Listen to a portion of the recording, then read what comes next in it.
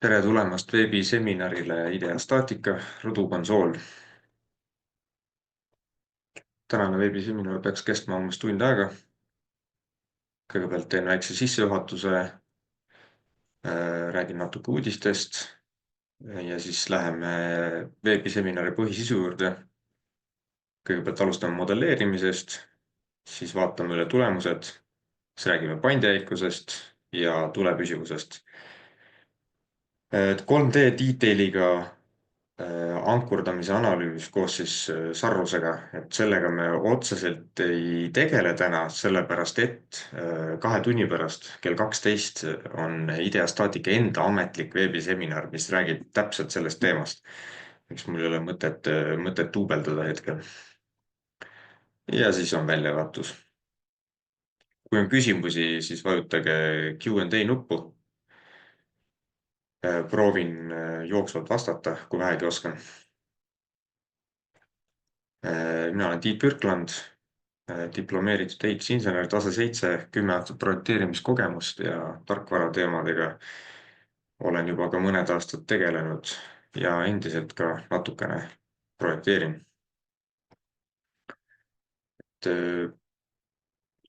Töötan siis BIM Solutions heaks ja meie toimetame terves Baltikumis ja Ukrainas ja ka Gruusias. Samuti tarkvara teemadel, aga ka BIM koordineerimised ja muud sellised teemad. Mida me pakume? Pakume erinevaid tarkvaralahendusi, neid on omajagu palju. Siin isegi ei ole kõik kirjas. Peamisteks on siis Global RPM, Sophistic, FineGeo 5 fundamentide ja pinnase mehaanika jaoks. Siis tänane teema on ideastaatika. Vaatame siis seda terasliidet osa, aga ideastaatika on palju muudki kui teras. Saab ka betooni arutada ja igat moodi. Tegeleme ka parameetrilise disainiga, müüme Rhinot ja suudame ka koolitusi pakkuda sellel teemal, et siin paremal on pildid, need ongi minu enda tehtud teemad. Et vajada, kui teil on mingisuguseid huvitavaid mõtteid, siis saan aidata. Siis käde on õõnespaneelide jaoks.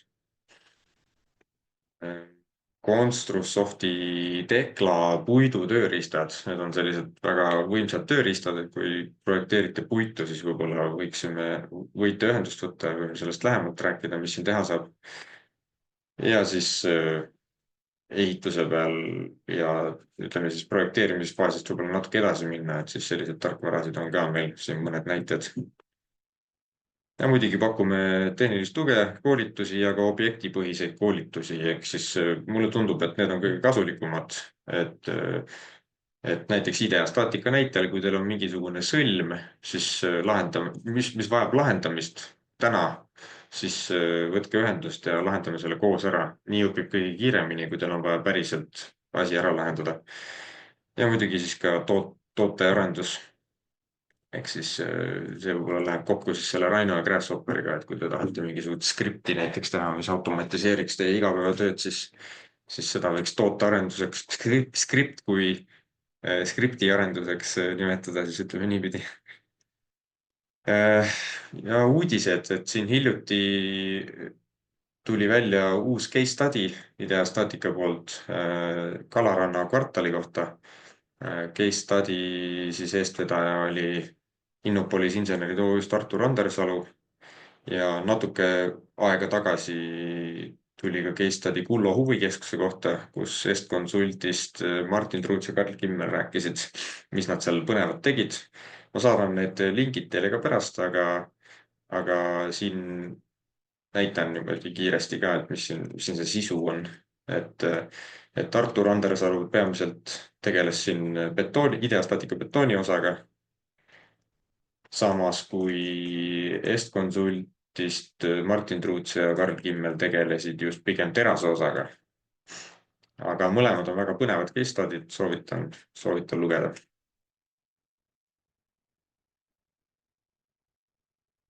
Tahaks ka natukene veel korrata üle, et mis hiljuti välja tulnud versioon 24.1 uut on. siis kõigepealt kauaoodatud measuring tool, et saad normaalselt nüüd mõõta plaadikeste ja poldikeste vahesid ja asju. et naljakal kombel seda varem ei olnud, aga nüüd lõpuks on. siis veel üks tore feature, et saad operation'id korraga selekteerida ja korraga keeviseid näiteks muuta. jällegi tundub nagu loogiline asi, mis oleks võinud ammu juba olla, aga noh, nüüd on väga hea. ja siis Checkbot, et kes veel ei tea, siis Checkbot on see keskkond, kuhu sa saadad oma näiteks RFM-i või roboti mudeli ja kus sa saad võtta liiteid välja õigete ristlõigete, õige geomeetriaga ja sisejõududega ja siis kuhu sa saad siis nii-öelda neid keeviseid ja plaate ja polte hakata lisama, et teha sõlmeanalüüs ära. ja Checkbotile nüüd tuli link Hilti Profisega, et tegelikult saad nii-öelda siis muud sõlmed lahendada ilusti IDEA Static Connection application'is ära, aga samas võib-olla tahad mingit ankurdamise asja hoopis Hiltiga teha, et siis saab otse Checkbotist koos jõududega selle Hilti Profisesse saata. ja nüüd tuli hiljuti ka automaatne sõlmede grupeerimine ja grupeeritud sõlmede kiire analüüsimine, ehk siis et näiteks kui sul on 10 täpselt sama liidet, aga võib-olla neil on noh, pisut hästi õrnalt erinev geomeetria ja ka erinevad sisejõud, et siis sa ei pea neid kõiki 10 üheviisi siis lahendama, vaid sa teed ühe referentsliite ja siis ütled teistele liidetele, et võtke oma need keevised ja poldid ja plaadid sellest referentsliitest ja sa saad hästi kiiresti siis need kõik liited ära kontrollida. lisaks veel IFC eksport sõlmede õigete asukohtadega, et hea inseneril saata modelleerijale. modelleerija ei pea midagi ise välja mõtlema või mingit sketše vaatama, vaid sul ongi õiges asukohas liide täpselt sellisena, nagu ta IDEA staatika analüüsis oli. ja siis RFM-ist või robotist sõlmede saatmine Checkboti on nüüd oluliselt kiiremaks tehtud. nii, ja lähme siis põhiteema juurde ja selleks siis on rõdukonsool. päris täpselt sellist, nagu siin on, ei tee, et ma siin natuke muutsin seda, aga idee jääb ikkagi samaks. miks ma üldse selle kohta veebiseminari teen? sellel on lihtne põhjus ja see on aja efektiivne kasutamine. et päris mitmed ettevõtted on pöördunud minu poole, et kuidas sellist rõdukonsooli lahendada. tundub, et see on selline kuum teema praegu ja selle asemel, et nüüd igat ühte eraldi õpetada, võib-olla oleks mõistlik lindistada hoopis üks veebiseminar ja see Youtube'i panna. ja sellega siis aega säästa, et järgmine kord keegi küsib, saan lihtsalt selle veebiseminari lingi saata. aga see sõlm on ka tegelikult hea selles mõttes, et siin on erinevad trikid, mida teha, mis nii-öelda annavad edasi tugevad baasteadmised, kuidas üleüldse ideastaatikas neid sõlmi lahendada, nii et see on mitte lihtsalt ainult kuum teema, vaid ka väga hea näidissõlm ideastaatika õppimiseks. ja siin on üks näide. ta on natuke teistsugune lahendus ja õõnespaneelidesse ankurdatud, et siit külje pealt ei ole mitte, et kui siin on meil ankrud betooni nagu külje pealt lastud, siis siin ikkagi toetub betooni peale, et see on natuke teistsugune lahendus, aga noh, põhimõtteliselt selline teema meil siis käsil praegu on, et rõdukonsool, mis toetub kandvale osale ja läbib soojustust. nii, siis siin on mul need põhilised operatsioonid siis ära märgitud, mida me täna kasutama hakkame ja nende 6 operatsiooniga me tegelikult saamegi selle liite tehtud. ja pikalt enam slideshow peal ei ole, et hakkame pihta.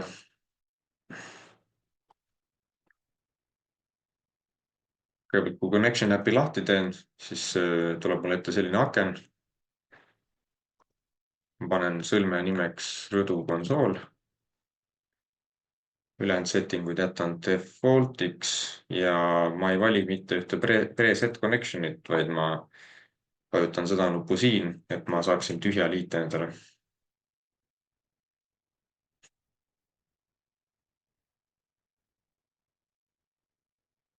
Nii, nüüd me siin midagi ei näe, liide on täiesti tühi, alustame sellest, et tekitame ühe varda siia ja selleks vardaks võiks olla näiteks hea 400.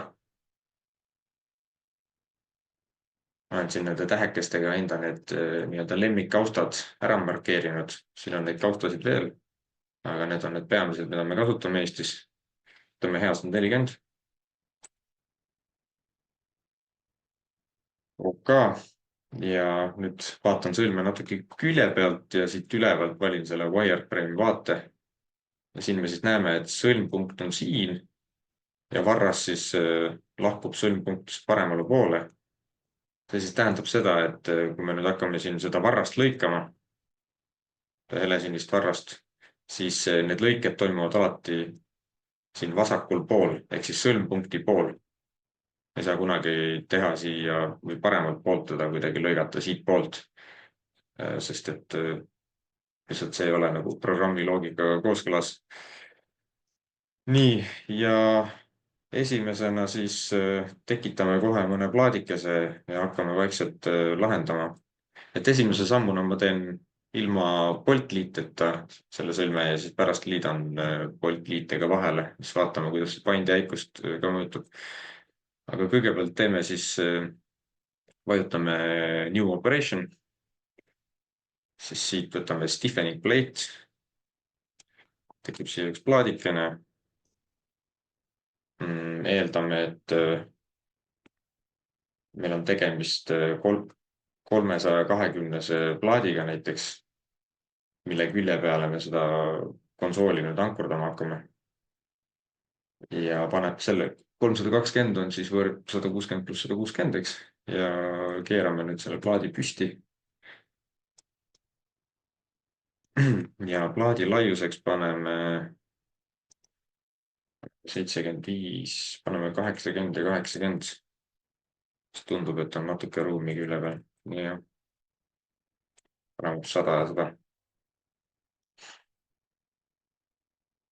Nii, järgmisena meil on vaja nüüd omavahel kuidagi ära liita ja me külje pealt ka näeme läbipaistvas vaates, et väike clash on ka siin tegelikult.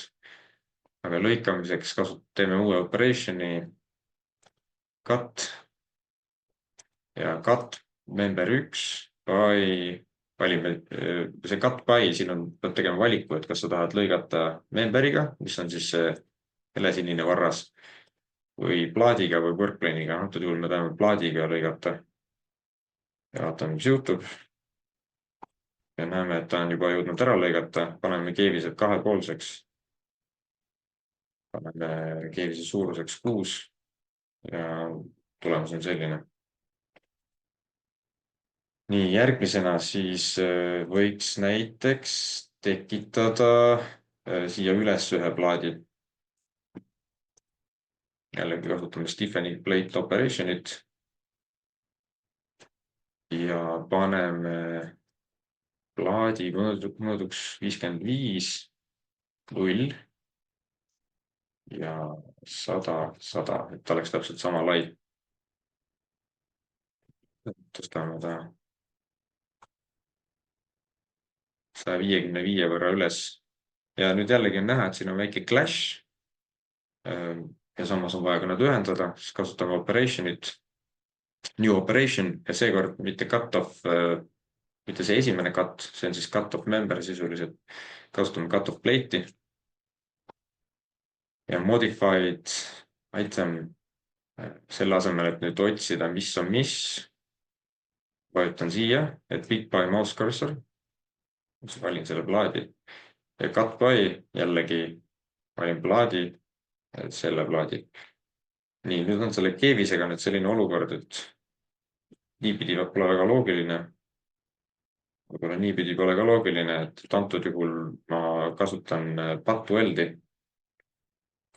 Et oletame, et näiteks meil on see plaat siin ära faasitud ja siis selle faasi seest on ära keevitatud. Pattu-weldiga on selline lugu, et seda ei kontrollita. Lihtsalt eeldatakse, et on võrdtugev nende plaatidega. Ja kuidas aru saada, et on keevitatud, siis me näeme, et siin on üks selline kollane triibukene. teine variant on see, et me paneme läbipaistvaks mudeli ja nüüd me näeme, et seal on selline pikk kollane tüüp ehk siis liide või need plaadid on omavahel ühendatud. Nii, siis järgmisena võiks selle süsteemi siin nagu rohkem ära ka jäigastada ja selleks näiteks tekitame uue stiffening plate'i, keerame ta Y suunas ümber, jällegi 0,55 ja kõrguseks 150 sobib, paneme allapoole 100 näiteks. Nii pärast räägin, miks ma just 100 panin, et idee poolest võiks 150 panna ka või rohkem, aga ma panen hetkel 100 ja Y suunas näiteks -75. Meest poolt tundub, et on selle i-talaga täpselt joonel. Siis parem klõps copy sellele viimasele operationile ja -75 muudame ära 75-ks ja nüüd mul on teisel pool samasugune. Siis võib nüüd sellist asja teha, et keevitame need küljeplaadid nende eelmiste plaatide külge. Ja jällegi cut-off plate, see, mis meid aitab. Valin selle küljeplaadi. Valin selle tagumise plaadi. Nii, ja paneme 6 keevis ja 2,5.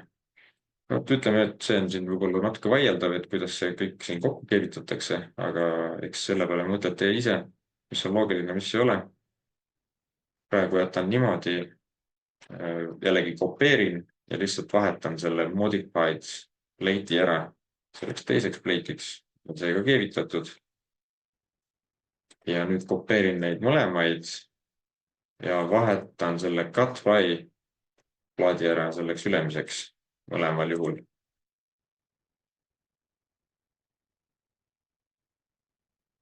Õnnestunud, proovime veel.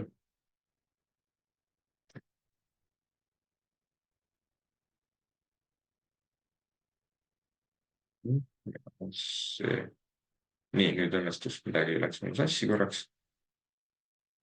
Ja võib-olla võiks kuidagi i-tala ka tegelikult nende plaatide külge keevitada. Äkki toimib paremini. Mitte äkki, vaid kohe kindlasti toimib paremini. Selleks me kasutame hoopis weld or contact operation'it. Ja placement on edge to surface. Meil on plaadi külg ja selle plaadi pind sobib. Ja member or plate, et mida me siis keevitame. Kui me nüüd hõljume selle ülemise flantsi peale, siis siin all vasakul me oleme pikerit, et mis asi see on. Ja kui ma hõljun see peale, siis ta ütleb M1 top flange 1. Okay. Võtame siit siis, ta praegu pakub plaate. Valime M1 top flange 1 ja siit valime siis selle plaadi näiteks. Nii, ja töötab local edge index 1. Tundub, et mingi keevis siia tekkis juba, paneme jälle 2,5-seks, 6-seks.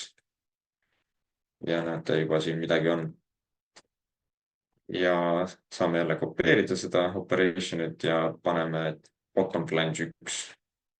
Ja näete, jälle tekib. Ja siis kopeerime mõlemat ja vahetame siis selle lõikava plaadi ära, et ta ei ole mitte SP3, vaid on siin SP4. SP4. SP4. Nii, ja ta automaatselt siis leidis selle õige külje üles. Muidu idee on selles, et see edge index mõnikord on vaja siin käsitsi sekkuda, et neid edge index'e üles leida, siis peaks panema pildi läbipaistvaks. Kui te panete läbipaistvaks, siis need numbrid siia tekivad. Et antud juhul ta leiab ainult ühe külje, mida on võimalik keevitada. Et selle tõttu ta automaatselt töötas ja oli väga lihtne, aga mõnikord peab siin käsitsi vaatama, et mis küljed, kuidas kokku lähevad. Nii, tundub, et on aeg save ida igaks juhuks. Aga liide juba hakkab asjalik välja nägema. mis on veel puudu? kindlasti on puudu ankurpoldid ja ka see pikk latt. teeme pika lati. kasutame jälle stiffening plate operatsiooni. tõstame ta 160 kõrgusele, paneme 165.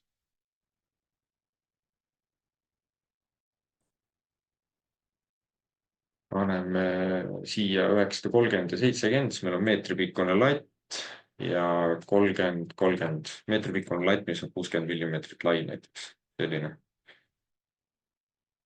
nii, kindlasti ju tahaks selle lati keevitada platsil siia külge. selleks kasutame operation'it, welder contact. nüüd valime first plate, pick by cursor, võtame selle ülemise ja second plate. seekord me ei saa memberiga keevitada, vaid meil on seda ülemist horisontaalset plaati vaja. jällegi pick by cursor, valime selle. ja näete, et nüüd mul tekib selle local edge indeksiga probleem, et ma tahaks teiselt poolt ka ju keevitada, mitte ainult ühelt poolt. ja selleks nüüd me paneme selle läbipaistva pildi. Zoomime välja, näete, nüüd näitab, et see on edge 1 ja see on edge 2. ehk siis paneme siia 1, tühik 2. ja need on mõlemad keevised olemas. nii, hea küll. tundub, et keevitused ja sellised asjad on põhimõtteliselt tehtud, et oleks just aeg hakata ankurdama. ja ankurdamiseks on meil vaja kasutada sellist operation'it nagu fastener reader contact, ehk siis võib-olla see pilt on natukene eksitav, et seda ei leia nagu niisama naljalt üles. see baseplate antud juhul meile üldse ei sobi. et me peame kasutama seda fastener reader contact'i ja fastener type, siit valime anchors. Items count 1, ma tahan läbi ühe plaadi seda teha ja ma valin näiteks selle ülemise lati. nii, ja siis tal on veel siin selle betoonplokiga ta tahab siia mingisugust suhet, relation'it tekitada SB1-ga, mis on vale, ma ei taha seda. ma tahan, et ta oleks iseendaga nagu nii-öelda suhestunud. nii, tundub, et on nagu enam-vähem õige, aga meil on vaja offset'id nüüd paika panna. ja õiged offset'id on niimoodi, nad saavad olla erinevad, nad ei pea, üks number ei pea olema, see on siis nii-öelda offset plaadiservadest. meil on praegu selline olukord, kus otsast -75, et oleks see üleulatuvus siin. no proovime measuring tool'i ka nüüd, seda, mida varem ei olnud. vajutame siia nurka ja vajutame siia serva. ja näete, nüüd ütleb mulle 75 millimeetrit, vot täpselt nii ongi. ja külgedelt 500 lai ja depth on praegu 600, 320, see näeb parem välja. ja ma tahan, et lõikejõud läheks ikkagi otse ankrutest läbi. ja ankrute positsioonid paneme niimoodi, see siis tähendab, et -250 sõlme nullpunktist siit ja siis järgmine samm -300 ja -300. ma võiks seda põhimõtteliselt ka niimoodi kirjeldada, et on -250 semikoolon -550 semikoolon -850. et siis on nagu nende sama teeb välja. aga semikooloni abil ma saan nagu seda konkreetset koordinaati panna, mitte nii-öelda seda sammu, omavahelist sammu, ehk siis jah. sellised defineerimise variandid on. hea küll, jätame nüüd selle paika ja võiks ka võib-olla ankurdada nüüd siia külje peale selle plaadi. aga nüüd, kui ma jällegi võtan operation bolt grid ja valin anchors ja ütlen talle, et ma ei taha uut betoonplokki tekitada, ma tahan olemasolevat plokki kasutada, siis siin tekib väike probleem, et kui ma nüüd panen pildi läbipaistvaks, näete, ta teeb siia poldi, aga see polt teeb midagi nagu väga valesti selle poldiga.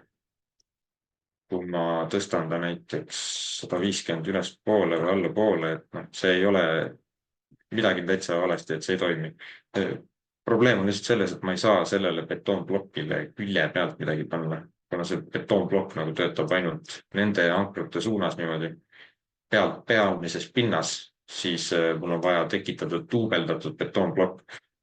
Et see ei ole nagu idee poolest õige, aga antud juhul, kuna me analüüsime peamiselt terast, siis tegelikult ei olegi vahet, et meil üksteise sisse on 2 betoonplokki defineeritud. Nii, ja jällegi tahan ühte plaati ankurdada. Valime siis selle SB1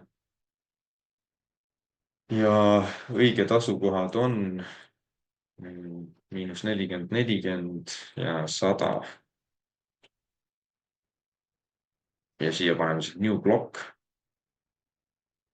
Nii, meil on natuke naljaks näeb see asi välja ja jällegi offsetidega saame siis asja korda teha. Nii, nüüd näeb natuke viisakam välja.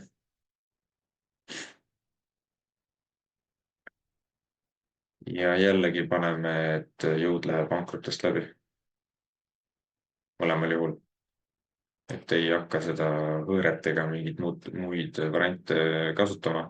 Idee poolest võib ka teha niimoodi, et ei ole otsene kontakt, vaid on mortar joint, aga antud juhul see mortar joint jootubetooniga ei ole vist väga mõistlik.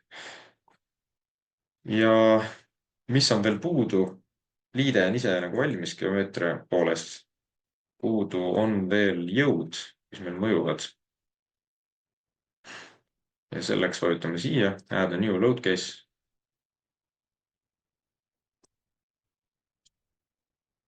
Ja jõuks on -20 lõikejõudu ja 20 kilonewtonit paindemomenti.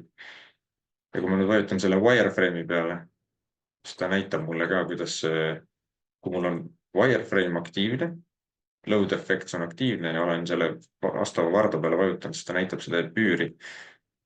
Et ta paneb selle paindemomendi siia sõlmpunkti praegu ja tagurpidi siis nii-öelda selle põikjõu kaudu tekitab selle püüri, kuidas ta väheneb. Mul on siin see sama element siin RFM-is olemas. Näete, siin on siis see 20 kilonewtonit meetrile ja lõikejõud 20 kilonewtonit.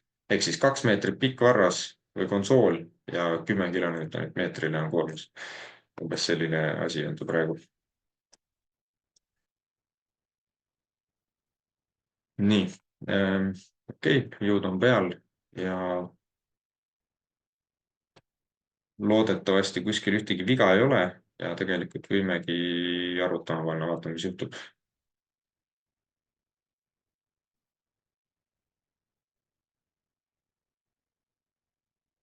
Arvutus on kiire. Näeme ka natuke punast. Aga hakkame üheviisi pihta, et mida me siis siin tulemustes näeme. Kõigepealt muudame design tab'i ära check tab'iks. Ma saan tulemused kätte.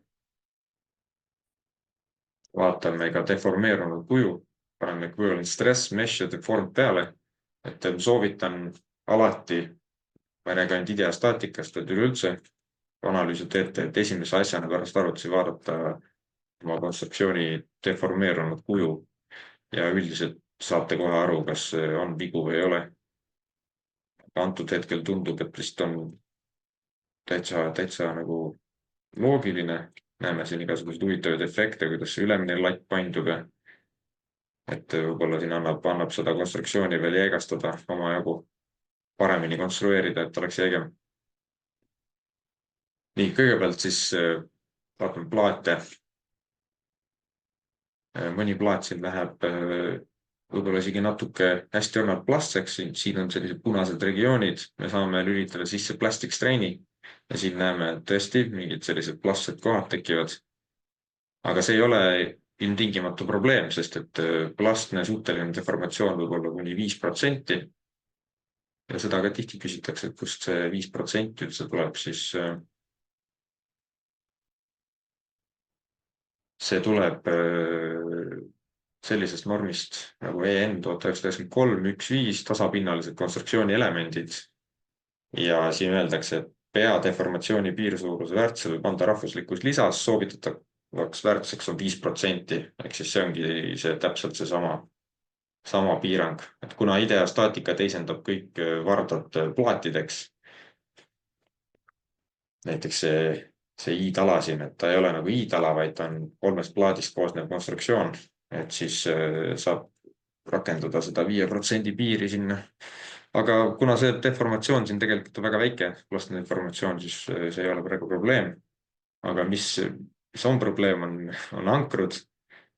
Ja selliste liidete juures on tegelikult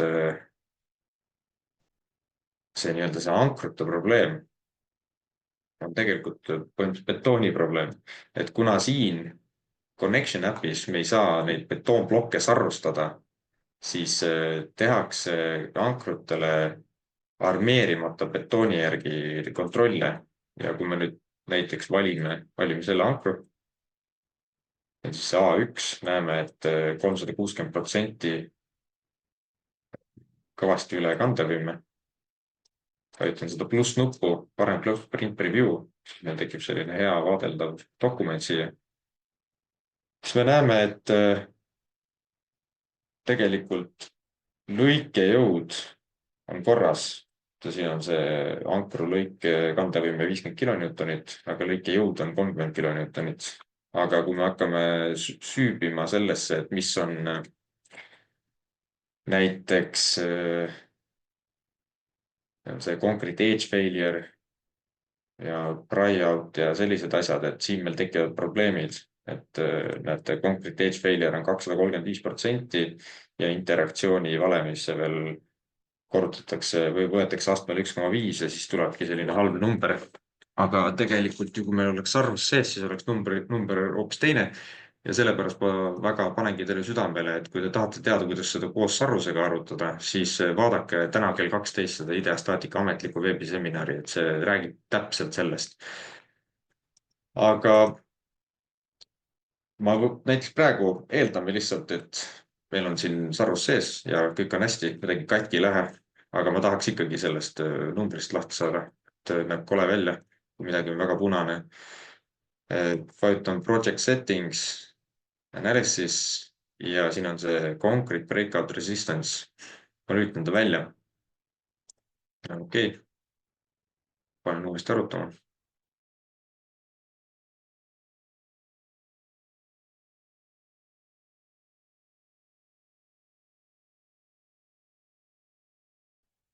Ja nüüd kadus see punane check ära. Nüüd me näeme puhtalt ankrute numbreid. Ehk siis siin on need lõikejõud, mis lati peal olevatele ankrutele mõjuvad. Ja siis need on need 2 ankrut, mis siin all külje peal on. Nendega on kõik korras. Et miks mulle tahtsin ka seletada seda, et miks ma selle jäigastava plaadi tegin täpselt nii kõrge, et oleks siin ankrutega ühel joonel. Et see on selle põhjusega, et kui see süsteem siin paindub, siis see joon täpselt, kus see jäigastusplaat lõpeb, see läheb kõige kõvemini survesse, mis tähendab, et siin ankrutes kohe mitte mingil juhul mingit veidrat tõmmet või midagi sellist ei teki. Pluss, kui me pikendaks need siia alla lõpuni välja, siis tegelikult tekiks hästi suur survejõud betooni nurka siia, mis tähendab, et võib-olla see nurga betoon ja kaitsekiht võib siit minema lennata pauguga. Ja me saame ka vaadata stressing concrete, selline variant on siin olemas, et kuidas betoon siis, et siin on näha ka, et see surve koht jääb täpselt siia ankrutega ühele joonele ja selle ribi siia nurga taha. Vot, et siit on nüüd võimalik jah, natuke nagu sarvusega veel allapoole minna ja loota, et see betooni see nurk või serv siin katki ei lähe. Vot, siis keevistega on selline lugu, et keevised on tihtipeale 98%.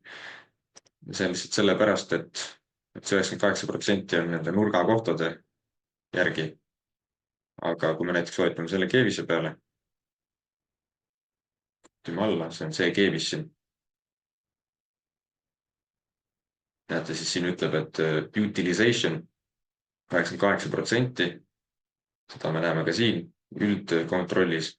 Aga tegelikult siin on järgmine veerg on weld capacity estimation ja see ütleb, et on tegelikult on 55% kasutatud. Ehk siis, kui nüüd koormust suurendada, siis keevis läheb plastseks ja nii-öelda need järgmised need arvutusjupikesed siis nii-öelda hakkavad liikuma järjest rohkem lähemale voolupiirile, kuni nad kõik voolavad siis ja lähevad katki. Ehk siis jah, see üks keevise jupp siin on tõesti 98%, aga kuna ta on plastne, siis ta laseb koormusele edasi minna. Ja tegelikult on meil siin veel meil on võimalik jõudu peaaegu kahekordistada, enne kui see keevis päriselt katki läheb. Nii, ja siis konkreetplokk, et tehakse ka betoonile kontroll, et ega siin survepinged liiga suureks ei lähe. Aga antud juhul meil pigem sellega probleemi ei ole. Kõik on hästi. Aga kui nüüd seda liidet üleüldiselt vaadata, siis üks asi, mis kohe mulle jääb silma, on see, et see pealmine plaat siin, ta on nagu maru palju tahab niimoodi painduda, et võib-olla peaks selle natuke jäigemaks tegema, et saada paremaid pöördejäikuse tulemusi, kui me sinnani jõuame. Selleks läheme tagasi disaini. Võtan selle plaadi peale. Nii, see on siis SP2. Paneme paksuseks 20 hoopis. Nii, nüüd läksid asjad võib-olla veits paigast, aga ma lasen ta siis 5 millimeetrit allapoole ka. Ja kuna ma kasutasin neid cut-off plate operatsioone, siis mul ei teki siin ühtegi clash'i, et programm saab aru, et see plaat muutus paksemaks, järelikult see plaat peab 5 millimeetrit allapoole nihkuma. Ja rohkem me väga midagi tegema ei peagi. Ja kui me nüüd proovime uuesti arutada, vaatame, mis siis juhtub.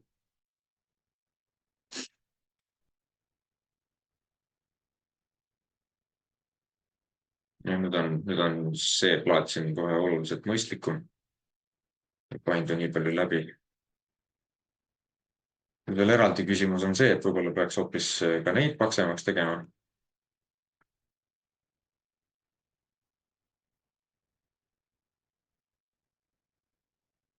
Teate, teeme hoopis niimoodi, kuna ma lähen järgmisena pöördejäikuse teema peale, ma muudan selle tagasi, selle plaadi. Ja siis vaatame, kui ma muudan selle plaadi ja need kaks plaati 20-steks, et palju see pöördejäikust mõjutab. Võib-olla natukene huvitavam võrdlusmoment. Nii, seivin selle sõlme ära ja tundus, et kandevõimed olid tagatud. Võiks mõelda selle peale, et kui meil see rõdukonsool täiesti jäiga toega vajub 9,6 millimeetrit läbi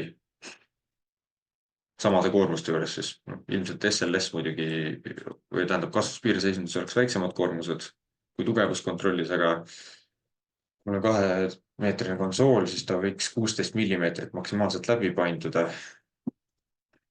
Ja vaatame siis pärast, kui me selle pöördejäikuse juurde lisame, vaatame, mis saama hakkab. Kuidas siis pöördejäikust leida? Selleks meil on vaja siis muuta analüüsi tüüpi. Kui ma vajutan selle rõdukonsooli peale siin on stress strain, aga meil on vaja see muuta stiffnessiks. Kuid enne kui ma seda muudan, siis ma tegelikult tahaks kopeerida selle sõlme ja selle originaalse alles jätta. Siis ma lähen project tab'i, panen copy, panen rõdukonsool ST, siis nagu stiffness ja ma saan ka siit muuta stiffness analüüsi tüüpi. Lähen tagasi. Näen, et siin on stiffness kirjas. Jõud on peal, ma jätan nad samaks praegu. Tegelikult ega ma midagi rohkem tegema ei peagi. Panen lihtsalt arutama. Nüüd ta arutab natuke kauem. Sest ta üritab selle sõlme siis oma viimse piirini viia. Ja viimse piiri juures on asjad plastsed, mitte lineaarsed ja selle tõttu ka arvutused natukene pikemad.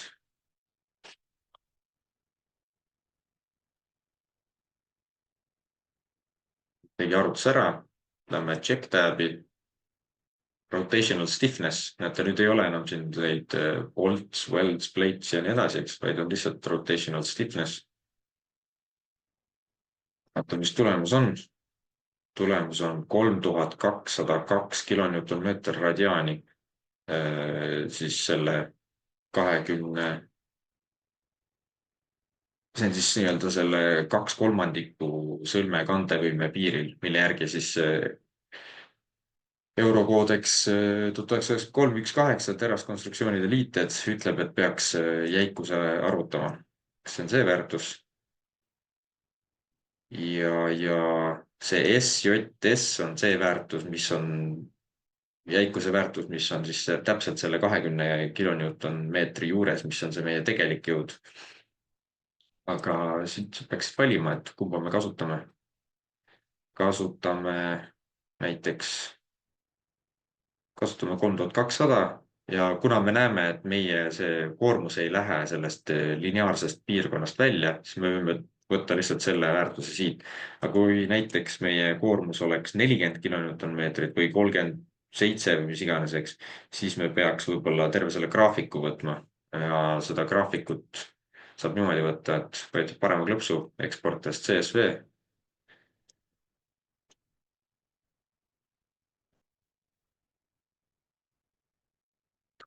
avan, mis me näeme.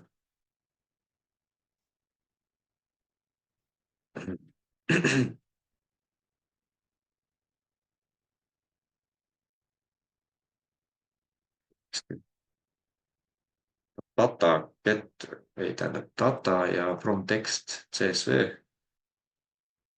seda varianti.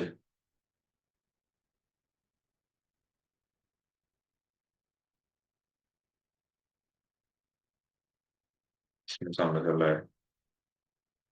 saame need väärtused kätte.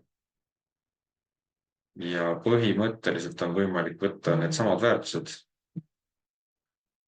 ja kopeerida kas siis RPM-i või robotisse või mis iganes programm sul on. korra näitan ka.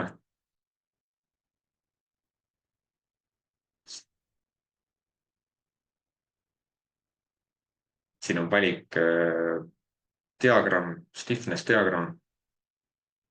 me saame need väärtused siis siia sisse panna. näete? ja ma saan seda siis, panen OK ja ma saan seda kasutada. Robotis, kes kasutab, töötab täpselt samamoodi, seal on võimalik ka niimoodi seda sisestada. aga me teeme praegu lihtsalt, kasutame lihtsalt seda 3200 väärtust. vajutan selle liite peale uuesti. ja siin on praegu 4000 kilonewton-meetrit radiaani, paneme 3200. et täpselt sama konstruktsioon, siin on jäiktugi, siin on siis see IDEA kaardatud pöördejäikus. arvutame, vaatame, mis see erinevus tuleb siis otsa läbi paindel. näete, erinevus on päris suur tegelikult. et 22,1 versus 9,6. 2,3 korda suurem ja piirdeformatsioon oli meil 16 ehk siis mõjutab omajagu. ja ma nüüd kiiresti tahaksin teha selle, meil oli praegu 3200 see väärtuseks, et kui ma nüüd muudan need plaadid vähe jäigemaks, teeme selle 20-seks, veits allapoole, küljeplaadid samamoodi. selekteerin 2 korraga, 20-steks ja viin ta natuke kaugemale 5 millimeetri võrra, see samamoodi. vaatame, kas on vahet. selle keevise natuke suuremaks ka, sellepärast et tundus, et see keevis oli natuke hädas. ja paneme uuesti arutama, vaatame, kas on vahet või ei ole. ja kui see on tehtud, siis proovime poltliitega siia vahele tekitada ja vaatame, kuidas see mõjutab liite jäikust. ja siis vaatame ka tulepüsivuse üle, aga tulepüsivus on väga kiire teema, seal aga aega ei lähe. Nii, pöördejäikused on arvutatud ja nüüd see on väärtuseks ümmarguselt 3800. Väga suur vahe ei ole. Selle panen siia sisse. Natuke peaks ikka aitama.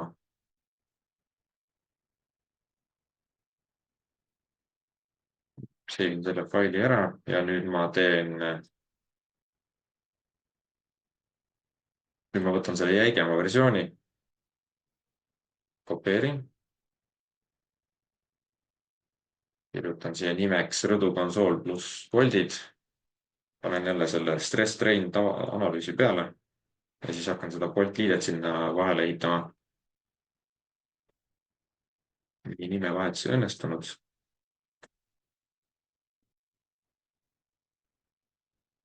Nii, nüüd õnnestus ja vaatame korra RPM-i. Kui enne oli 22, siis nüüd on 20. Eks paar millimeetrit läks väiksemaks nende plaatide tõttu, aga mitte väga palju. Nii, ja et siia tekitada üks plaat vahele, siis me peame nüüd natukene, kui kasutame ühte uut operation'it, mida me siiamaani ei ole veel kasutanud. Tähendab, ma ei mõelnud plaati, vaid vardajuppi, et näiteks üks klient tahtis kanttoruga minna läbi soojustuse, mitte i-talaga. Ehk siis siia on vaja pisikene kantorjupikene tekitada ja ärge seda kohe kindlasti member funktsiooniga tehke, sellepärast et see ei ole varras, mida sa paned ei RFM-i ega robotisse, sest robotis RFM-is on sul ikkagi see i-tala siin, mis jookseb sõlmpunkti. Et sa muidugi võid siia selle kanttoru vahele panna, aga üldiselt see peaelement on see i-tala ja kuna ideastaatikas ei saa mingit varraste jada siia teha, et siis me tekitame siia stiffening member'i vahele, mis on siis nii-öelda see liite ja selle peavarda vaheline selline vaheelement, mida saab mõlemast otsast lõigata. Et kui hakata siia memberite jada tekitama, siis nagunii see ei saagi seda liidet modelleerida korrektselt. Nii, ja lisame ühe ristlõike. Võtame kanttoru näiteks. Siin on sellised, ma olen siin seivinud 4 listi ära, et SAS ja SHS, Gold Formed ja HY, sellepärast siin on rohkem profiile kui siin. Üks näide 100 × 100 × 6 näiteks või 120 × 6, et neid ei ole, aga siin on. Ehk siis seda kasutan peamiselt. Võtame 140 × 8. Nii, näete, siin on see kanttoru. Ühest otsast paneme pikkuseks 0, teisest otsast 250. Siis oleme kindlad, et läheb nii soojustusest läbi kui ka võib-olla näiteks väliskoorikust või oleneb, mis konstruktsioon teil on. Ja lisame 2 stiffening plate'i. Keeran stiffening plate'i püsti. Kohe vaatame, mis mõõdud täpselt olema peavad. 80, 80, 150, 150. Ja nii-öelda selle algkoordinaadiks anname x250. 245. Isegi 240. Ma ei hakka praegu seda 10-se plaadiga läbi tegema, ma teen selle plaadi kohe paksemaks, sest ma juba teame, et 10 on liiga väike. Siia 160. Ja nüüd näeme, et siin on täielik segadus, aga alustame sellest, et lõikame oma seda peatala, ehk siis seda hea 140 lõikame selle elemendiga. Nagu ma mainisin, siis alati lõikamine toimub sõlme poolelt, et see praegu nagu tundub, et see element on nagu siin sees pool, eks, aga tegelikult ta jätkub siin paremale poole. Sest seda ei ole näha ja me saame ikkagi lõigata. Panen operation, part cut, tahan M1 varrast lõigata. Panin siit plaadi ja selle plaadiga. Näete, nüüd ta lõikas ilusti ära. Uuesed keevised. double fillet weld. Ja teiselt poolt mul on samamoodi vaja kantor ära lõigata. Ehk siis kopeerin seda operation'it, cut 3, valin siis selle stiffening member'i, mis on SM1, valin plaadi, selle plaadi ja lõika lõpust ära. Ja nüüd ma teen ühepoolse keevi, sest et vastasel juhul kantor seest kohe kindlasti ei saa keevitada. Jällegi kopeerin ja vahetan selle lõikamise plaadi selleks tagumiseks plaadiks. Ja nüüd kadus see kantor ära, aga selle saame niimoodi ära parandada, et cut-off part paneb begin. Nüüd muidugi on siin jälle see küsimus, et siin on nüüd sellised topeltkeevised, et kantor on külje pealt ka keevitatud, võib-olla see ka ei ole väga realistlik, siis me saame siin sellist trikki teha, et me teeme selle cut-off member'i ära, et oleks õigesti lõigatud, aga me lülitame keevised välja, paneme no weld. No weld ja siis tekitame näiteks siia eraldi keevised. Võtame operation, weld, edge to surface ja jällegi vaatame alt siit spikrit. Meil on vaja SM1 V3 keevitada. Ehk siis SM1 V3 ja plaat, mille külge keevitada on see tagumine siin. Siis ma valin selle tagumise plaadi. Keevis vist sai valele poole, ta nüüd pöörasin ümber, siis sai õigele poole. Nüüd on selline keevis siin. Põhimõtteliselt ma saaks need ka siin üheviisi keevitada, kui oleks õigem, aga ma jätan praegu nii. Ja mul on vaja siis ka see V1 ära keevitada. Siis kopin ja muudan selle SM1 V1. Ja õnneks nüüd keevis tuli samale poolele. Sobib. Ja nüüd võiks proovida ka sellist asja, et kas siit külje pealt ka kuidagi keevitada saab. Selleks teen uue weld operation'i. Esimene element on siis see, paneme tervenisti SM1.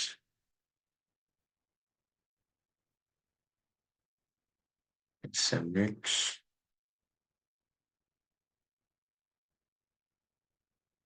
Tegelikult on natuke teistsuguse lähenemise praegu. Keevitan hoopis siia. Siis võtame V4. See plaat siin. Võtsin selle õige külje üles.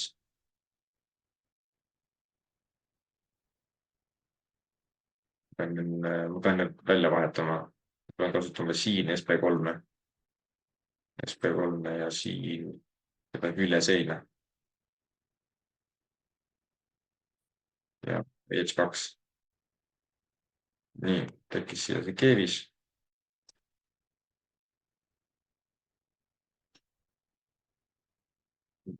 Kopeerime ja teeme siis sama operatsiooni teisel pool. Tähendab selle plaadi ja mitte V4, vaid V2. Tekkis siia ka. Ja nüüd, mis meil on puudu, veel on poldid. Jällegi new operation, bolt grids või fastener grids, õigem. 2 plaati tahan omavahel ühendada. Valime esimese plaadi selle ja valime teise plaadi selle. Ja boltide asukohad paneme nii 100 ja -100 ja -50 ja 50. Ja kohe aiman ette, et 16 ei ole päris head. Plussmärgi juurest valime 20. Nii, ja võiks toimida. Vaatame korra, kuidas jõud läbi liiguvad. Palun jällegi läbi paistvaks. Vaatan külje pealt, vajutan load efekti ja tundub, et püür oleks nagu loogiline ikka. Ja igaks üks mainin, et kui paindjäikust arutada, et siis see sõlmpunkti osukoht on väga oluline. Muidu ta arvutab selle paindjäikuse valesti. Ja küll, paneme arutama. Kas õnnestub.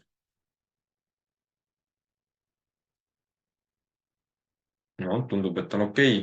Ühtegi punast konstruktsiooni osa ei ole. Vaatame jälle seda läbipaindunud kuju või siis deformeerunud kuju.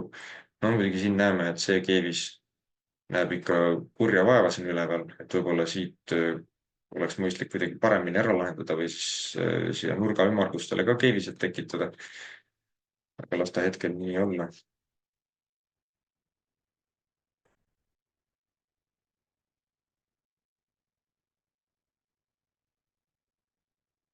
Võtame need boltide jõudusid ka.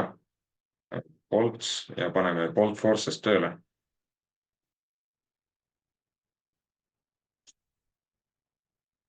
Siin näeme, et 20-sed plaadid ka veidikene eemalduvad teineteisest.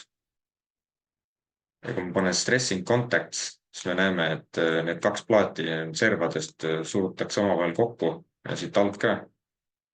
Ja see tekitab siis boltides oluliselt kangjõud.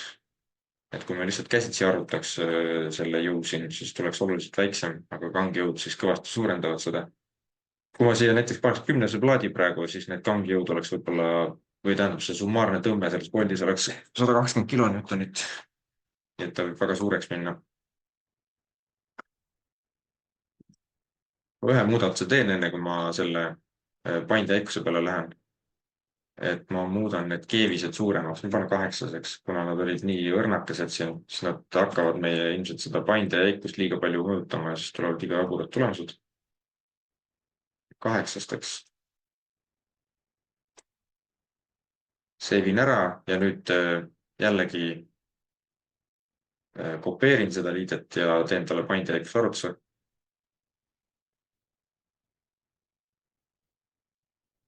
Võin selle sõlme, ma saadan teile selle faili ka pärast. Nii jällegi stiffness.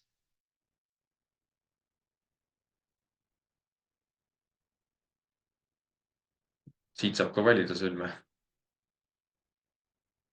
Võtame siia, vaatame stiffness, kõik on õige. Muutma ei pea. Ja nüüd on siis nii selle osa jäikus kui selle osa jäikus, mis siis arvesse võetakse. Arvutama. Läheb võib-olla veits isegi rohkem aega.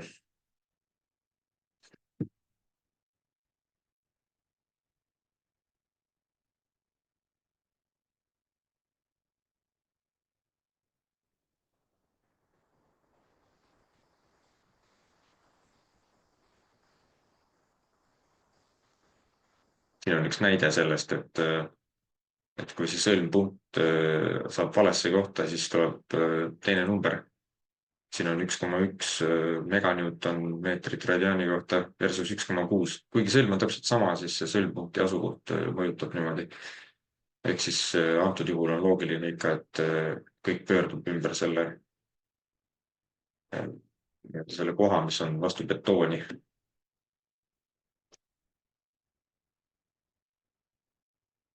Nii arvutus tehtud, vaatame seda graafikut. Ja näete, kuna nüüd on see boltliide ka veel siin mängus ja see omakorda ka veel deformeerub, siis meie see initial paindjäikus vähenes 1700 peale. Ja kui ma nüüd lähen RFM-i ja panen selle 1700 siia sisse, vaatame, mis siis selle deformatsiooniga juhtub.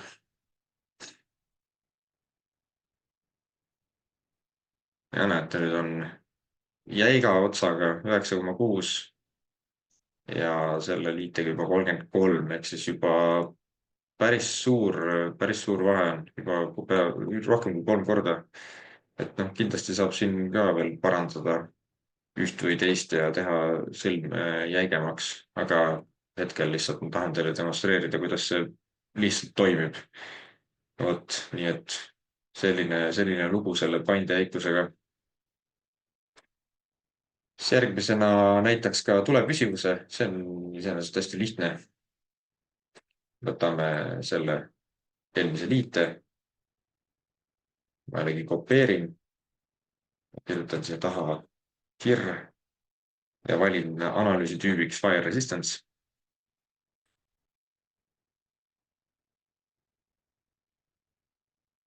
vähendan ka koormusi, sest et tulekahju olukorras on meil kohe kindlasti väiksemad koormused. Paneme siia -12 ja 12 ehk siis 40% vähendan koormusi.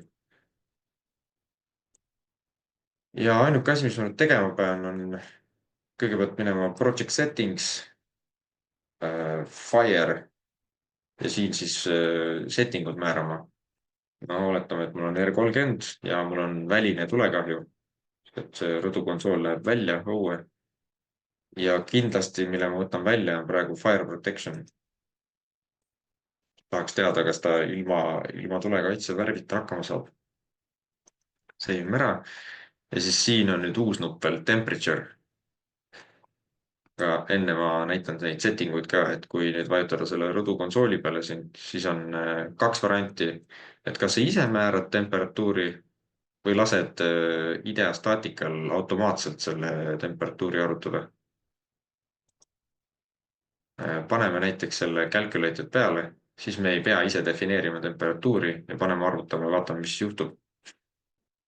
Võin kohe öelda, et see calculated variant on siis kõige hullem üldse, sellepärast et ta vaatab igat plaatelementi, noh, et i-tala on 3 plaadiks jaotatud ja ta vaatab iga plaatelementi kui eraldi seisvat nii-öelda latti, mis on 4 küljest tulele avatud. Et siis tulevad üsna sellised konservatiivsed numbrid. Aga vähemalt saab automaatselt teha. See on positiivne. Ja kui nüüd checki alla minna, siis me näeme, et vaatame temperatuurid üle.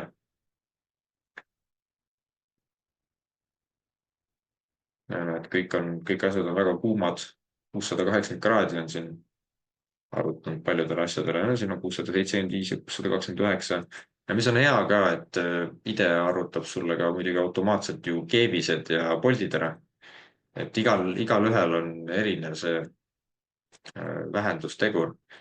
Et näiteks, kui me vaatame plaatide sisse 680 kraadi, siis tugevusvähendustegur, reduction factor for yield strength on 0,28. Vaatame keeviste sisse, siin on ka 680 kraadi. Siis siin on reduction factor on 0,18, ehk siis 0,28 versus 0,18, palju hullem. Vaatame, mis poldid teevad. Kas mul on siin mõnda,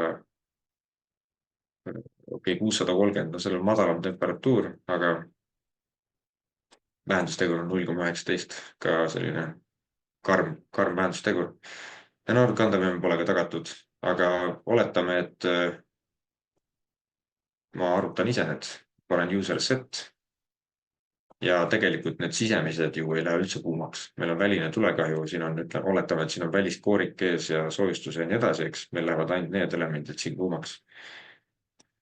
Siis vajutame siia temperature ja kirjutame näiteks, panen siia 600, lihtsalt valin suvaliselt ja nüüd valin elemendid, mis lähevad kuumaks. Valin näiteks need praegu. Nii, ja kui ma nüüd arvutan,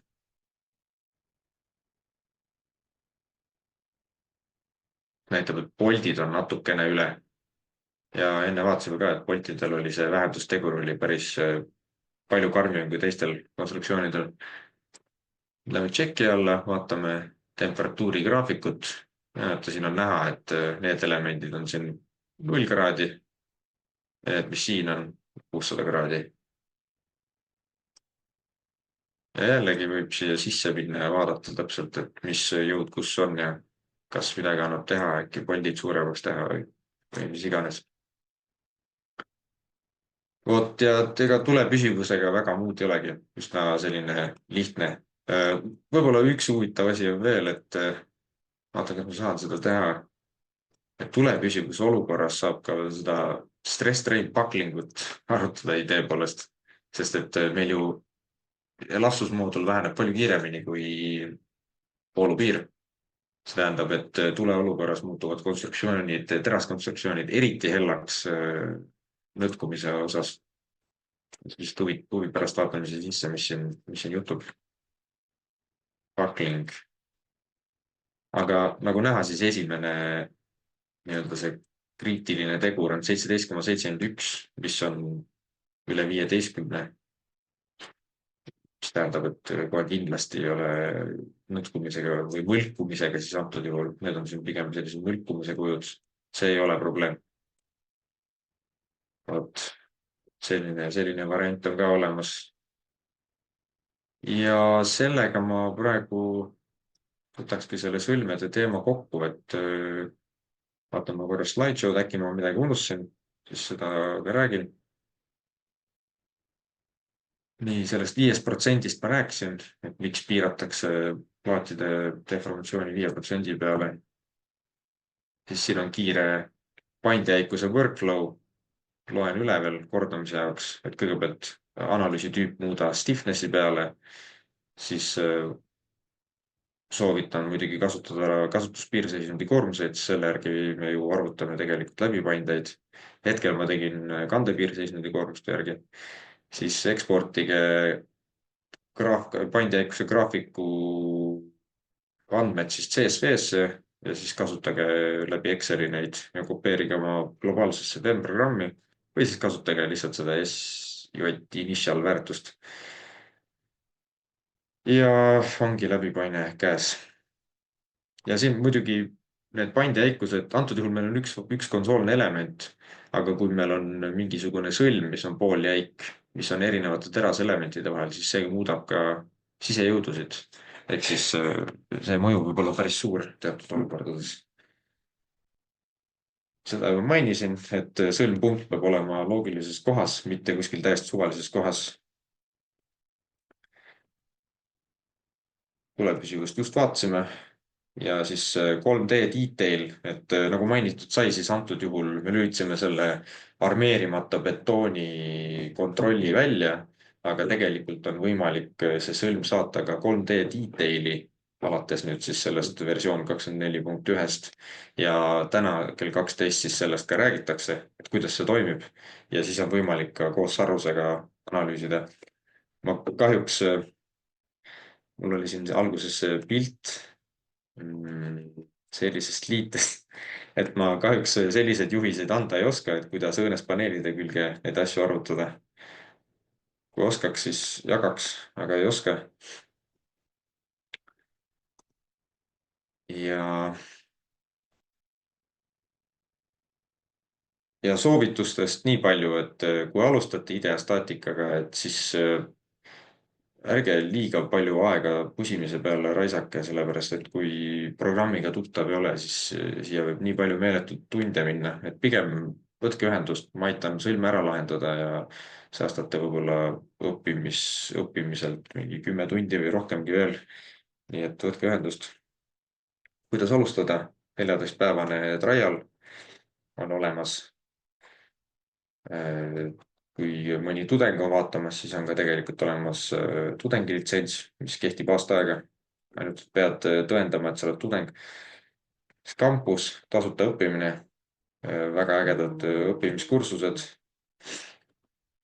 Siis support center'is leiab igasuguseid artikleid, näidismudeleid ja nii edasi. Siis Ideastaatika ametlik YouTube'i kanal. Siis minu BIM Solutionsi YouTube'i kanal, mul on ideastaatika videosid omajagu. Või siis vaata tänast veebiseminari uuesti. Ja jällegi kordan üle, et täna kell 12. Näete, siin on näha, kuidas betoonplokk ära sarvestatakse. Või ise vaatan seda ja soovitan ka teil vaadata. Siin on siis väike pilt YouTube'i kanalist. Ja meil on ka koduleht bimsolutions.ee, et kui teid huvitab, millega me veel tegeleme, siis sealt saab ka infot.